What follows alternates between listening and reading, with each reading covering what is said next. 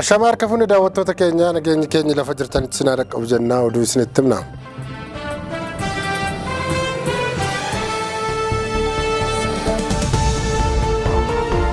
Mootummoonni naannoo Affaarii fi Sumaalee lola dhaabuuf waliigaluun nagaameera.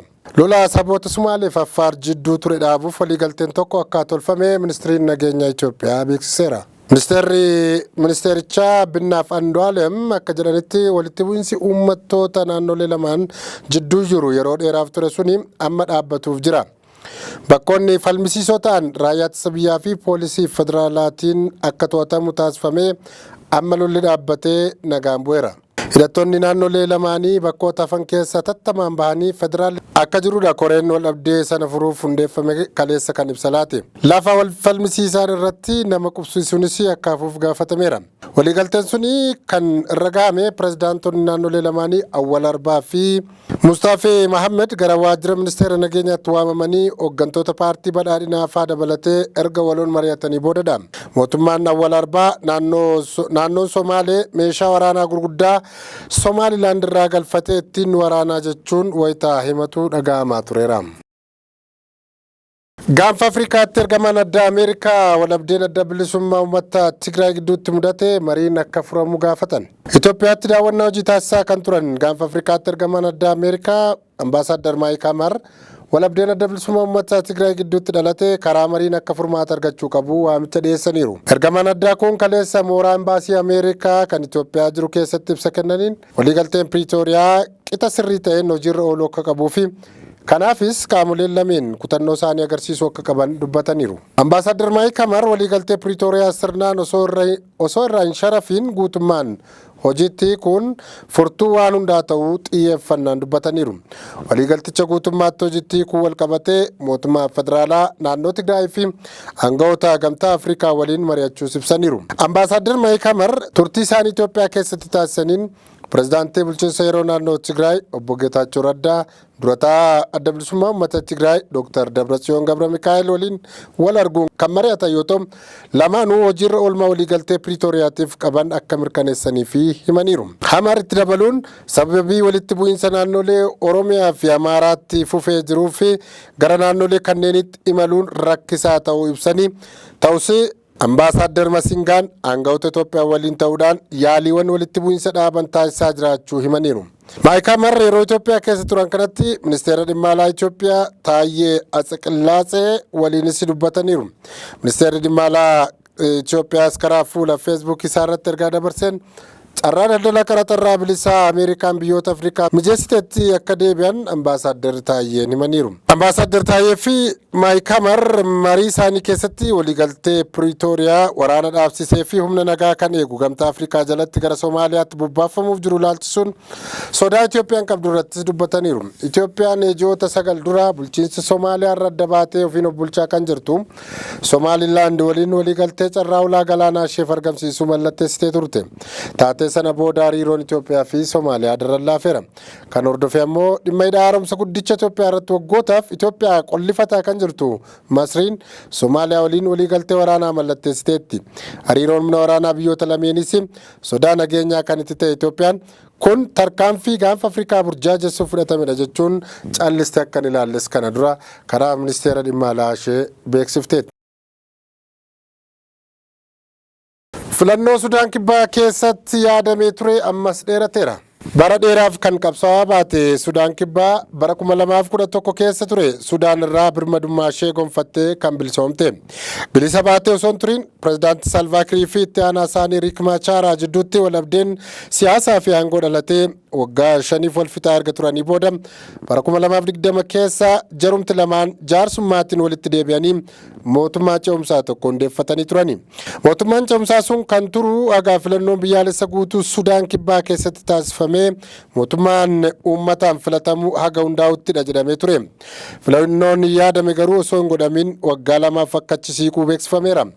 Sababiin eerame biyyattii keessa haalli filannoo gaggeessisiisuu dandeessisuu fi isaafis qophiin taasifamee hin jiru kan jedhudha.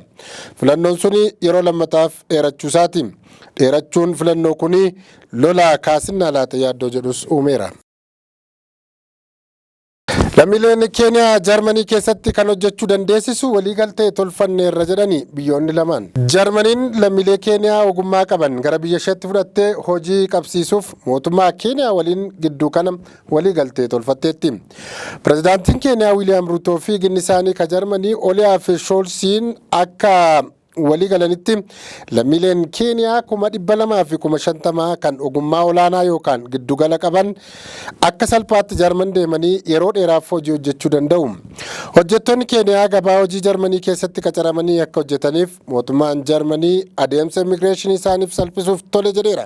Jarmaniin humna ogeessota baay'ee waan barbaadduuf fedhii gabaa hojjettoota biyya ishee guutuuf tarkaanfii fudhatte keessaa tokko ogeessota Keeniyaa waamtee qacaruudha. Namoonni beekumsa information technology qaban kan waraqaa ragaa qabanis ta'e leenji'anii waraqaa ragaa hin qabne garuu ammoo hojii danda'an Jarman keessatti carraan hojii qabaachuu isaanii aanjessameeraafi. Hojjettoonni deeman yeroo dheeraaf hojii irra turuu danda'u. Hojii dhaabanii yoo manneen barnootaa Jarmanii keessatti baratan ta'e illee haga barumsa isaanii xumuranitti hayyamni jireenyaa yeroo dheeraa isaaniif ni kennama jedhameera. Pireezidaantiin Komoros Azaalii Asoomaaniin meeshaa qara qabuun waraanaman garuu ammoo lubbuun hafaniiru. Pireezidaantiin Komoros Azaalii Asoomaaniin meeshaa qara qabuun waraamanii madaa'uu aangawoonni biyyattii himaniiru. Dubbii himtuun mootummaa biyyattii dhimma kana irratti waaqayyoof galannaa ta'uu lubbuuf hin yaaddessu jechuun haala Azaalii Asoomaaniin itti miidhame ibsaniiru. Itti dabaluudhaanis namni aleellaa raawwate to'annoo jala oolus himan. Eenyummaan nama pireezidaanticha waraanee kan hin mirkanoofne yoo ta'u garuu gabaasaaleen dargaggeessa qondaala waraana ta'uu akka jirudha kan bahaa jiru. Pireezidaantichis osoo sirna gaggeessaa amantaa nama du'ee dhiyeenya magaalaa guddoo Mooroonitti osoo hirmaataa jiruu waraaname. Namoonni ijaan argan akka Ajaansi Firaans Pireesitti himanitti namichi kutaa sana keessatti uffata sirnaan uffatee bakka namoonni isa du'eef kabaja isaaniitti kennaa turan keessatti argan. Pireezidaanti Azaaliin jalqaba fonqolcha waraanaa bara 1999 raawwatameen gara aangootti dhufan.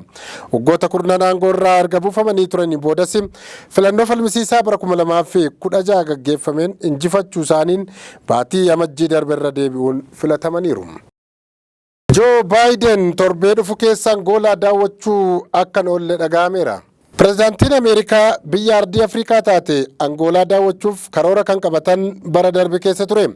Garuu sababa lolli Hamaasiif Israa'el jidduu hammaateen dubbichi dheeratee yoo naga'e. Amma Joo Baayiden torbee dhufu keessa gara ardii kanaa dhufuuf akka jiran Reuters natti himeera jedhe.